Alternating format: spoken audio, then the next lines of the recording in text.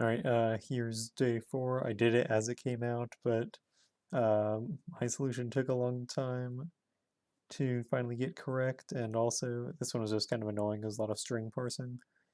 So in part 1, we had to look at these passports, and because we're trying to sneak in here, we ignore the country ID. So here's my program for that. I cleaned it up a little bit compared to what it looked like before. So first we get the input here. So this input is really weird. It's basically each passport is a collection of lines here, but passports are separated by blank lines, but you can see right here, this is all one line just wrapped here. But this one is all one passport, but there was still a new line at the end. So you had to split on a double new line. And so in part 1, you just had to make sure it had all of the criteria. So these are the criteria you had to check for. And I just had to check first, we're looking at each of those in the input. And then if we're going to look at each of the required elements. So we're going to look, see if J is not in I, and if it's not, then it did not work.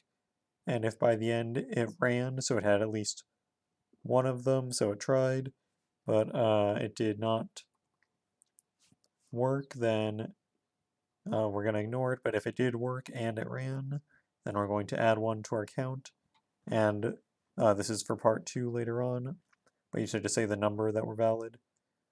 So for part 1, that is what I got of 216, as you can see here. And then in part 2, it's like out of those that worked, you have to check that each of the values was valid. It's like, is this a valid height that they could have, for example? So this one was really annoying. So first I changed new lines within the passport to just a blank line. This is something that I changed in my actual solution.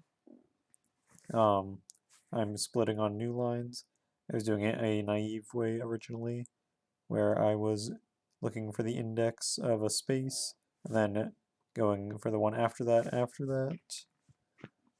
So you just had to make sure that the birth year was within that range, the issue year was within this range, expiration year was in that range, and then you just see if the height was followed by centimeters or inches, and then if it was centimeters, it had to be in this range, and if it was inches, it had to be in that range.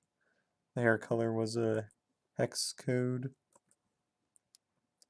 and then the eye color had to be one of these, then the passport ID had to be a 9-digit number, and then the country we ignore at the end. So yeah, it's just a lot of parsing, and if it didn't have one of them, then you just don't count this one. If it somehow got to the end, then you add it to the count. And so mine ended up being 150 out of the 216 valid passports worked. All right, so that is day 4. I will be working on the next one in a few hours.